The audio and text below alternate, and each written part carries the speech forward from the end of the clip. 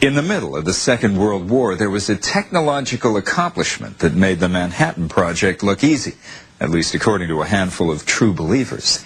They claim Albert Einstein and other scientists designed a way to make a ship vanish into thin air, literally, and reappear somewhere else.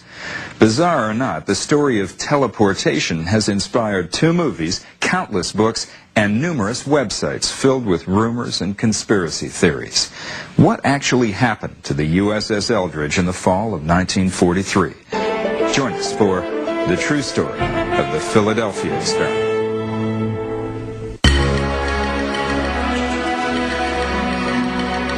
Rusted-out warships don't usually make the pages of Playboy. Yet sandwiched between nude layouts in the October 1996 Greek edition of Playboy, there are pictures of a ship called the Leon. The article is not the usual stuff of Playboy either. It describes how the Leon, originally an American World War II destroyer, is being scrapped after a half-century of service and nearly 4 decades with the Greek Navy.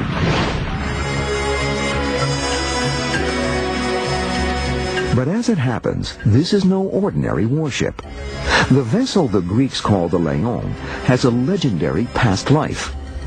Long ago, she is known as the USS Eldridge, back when she is supposedly the subject of an audacious experiment in teleportation and invisibility.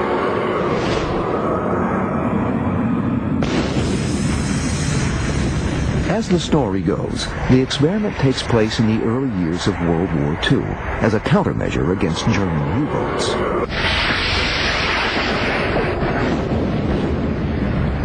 Allied convoys are a lifeline, delivering men, goods, and weapons in Britain's hour of need. But they are slow and clumsy, often made up of outdated, decrepit ships.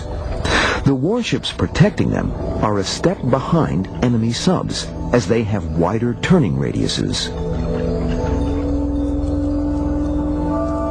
A U-boat can easily outmaneuver a destroyer, slip into the convoy, and zero in on a defenseless target.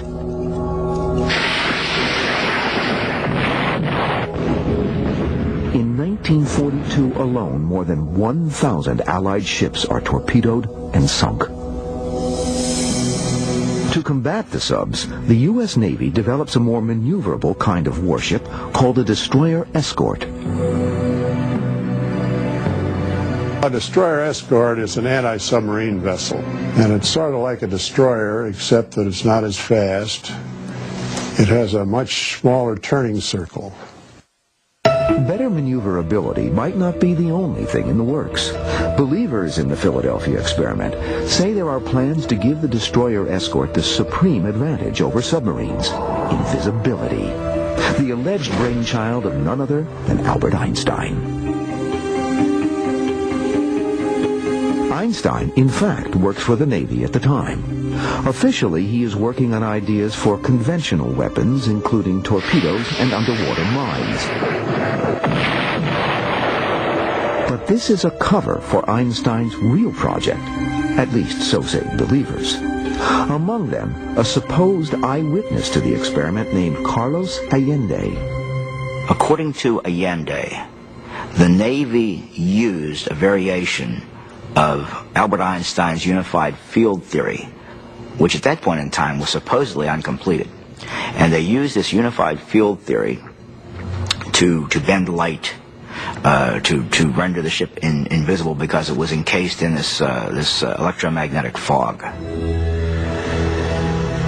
It is also from Allende that we learn the identity of the supposed test ship, a destroyer escort named the USS Eldridge. This leap into the technological unknown is not without its terrors, or so says Alfred Bielek, who claims to have been on the scientific team. We were all very concerned, and I might add for 3 days prior, from about the 9th onward, many of us in that crew and working on that project had that strange feeling in the pit of our stomach that something was drastically wrong. Nevertheless, in July 1943 in Philadelphia Naval Yard, the experiment is said to go forward. Powerful electromagnetic fields are engaged around the Eldridge, a skeleton crew aboard.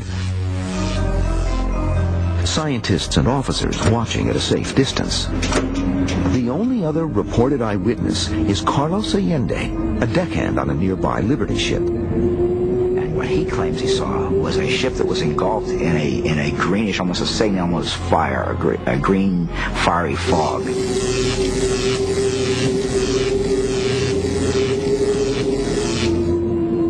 As the electromagnetic fog swallows the Eldridge, strange optical effects manifest themselves. And that as he watched and was able to even insert his arm into what he called the terrific flow of this energy, the ship disappeared.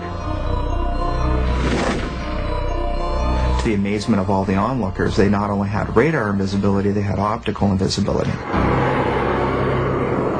The Eldridge reportedly achieves the supreme form of camouflage, invisibility.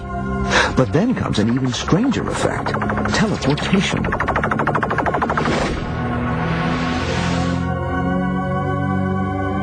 Chroniclers of the Philadelphia experiment are divided on whether this happens that first day or in a follow-up test. But what they do agree on is that as the Eldridge starts to reappear, there is a sudden flash of light. That the ship vanishes from sight once again and simultaneously begins to reappear in the naval yard in Norfolk, Virginia, 300 miles away. After a few minutes, she dematerializes in Norfolk and reappears in the midst of another ozone-laden green fog in Philadelphia. Throughout this miraculous journey, the USS Eldridge emerges unscathed. But for her crew, it is a different story. Men were molecularly attached to the ship, bonded with the ship as it was teleported.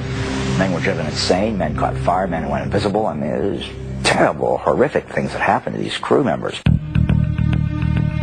As we continue, the nightmare that follows and the alleged cover-up. Their family was never told the truth. They were told basically that they were lost at sea during the war as part of the war effort, which is, of course, a very plausible answer. Philadelphia Naval Yard, summer 1943. According to legend, the USS Eldridge returns after being teleported hundreds of miles. As she rematerializes out of a thick green fog, observers are electrified by the achievement, but their excitement turns to horror. Molecules have been scrambled, human with metal. Limbs have been fused to bulkheads. A gruesome sight. First thing they found was 2 sailors buried in the steel deck. The bodies were literally buried in the steel, dying or near dead. 2 more were found standing upright in a bulkhead, also buried in the steel. 5th man with his hand buried in the steel up to his wrist. Other sailors are simply missing, vaporized into thin air. For survivors, there are still other problems due to the powerful electromagnetic fields they have been exposed to. Men were driven insane. Men caught fire. Men went invisible. I mean, it was terrible, horrific things that happened to these crew members.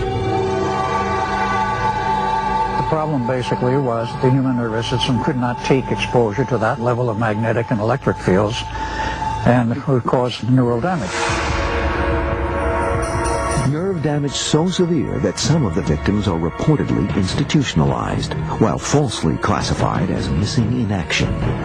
Their family was never told the truth. They were told basically that they were lost at sea during the war as part of the war effort, which is, of course, a very plausible answer. In one version of the story, the men are susceptible to some